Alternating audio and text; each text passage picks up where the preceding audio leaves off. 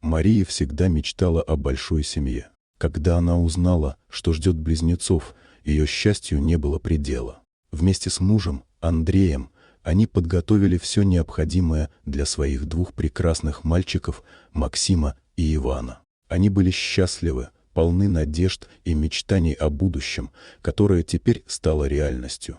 Первые дни после родов были настоящим праздником. Младенцы радовали родителей своим смехом и безмятежным сном. Мария и Андрей проводили дни, наслаждаясь каждым мгновением с малышами, делая фотографии и мечтая о том, как будут расти их сыновья.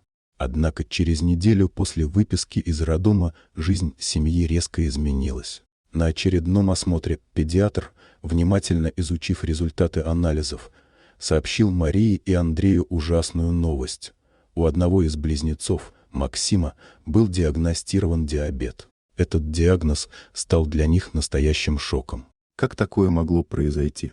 Они не могли поверить, что их маленький сын, которому всего лишь неделя, уже столкнулся с такой серьезной болезнью.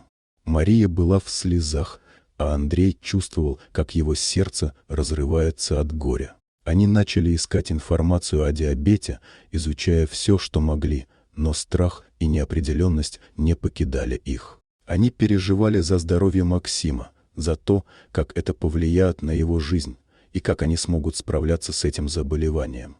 Тем не менее, после нескольких дней подавленности и страха, Мария и Андрей поняли, что не могут сдаваться. Они решили, что должны быть сильными ради своих детей. Вместе они начали изучать, как управлять диабетом, общались с врачами и другими родителями, которые сталкивались с подобными проблемами. Они узнали, что с правильным уходом и вниманием Максим сможет вести полноценную жизнь. С каждым днем они становились все более уверенными в своих силах. Они адаптировали свой распорядок, чтобы включить регулярные проверки уровня сахара в крови и здоровое питание. Несмотря на трудности, Мария и Андрей старались создать для своих сыновей атмосферу любви и поддержки, чтобы они всегда чувствовали себя в безопасности и счастливыми. С течением времени семья научилась справляться с диабетом Максима. Они поняли, что, хотя болезнь и требует дополнительных усилий, это не определяет их сына. Максим рос активным и жизнерадостным мальчиком, а Иван всегда поддерживал своего брата, участвуя в его лечении и помогая ему.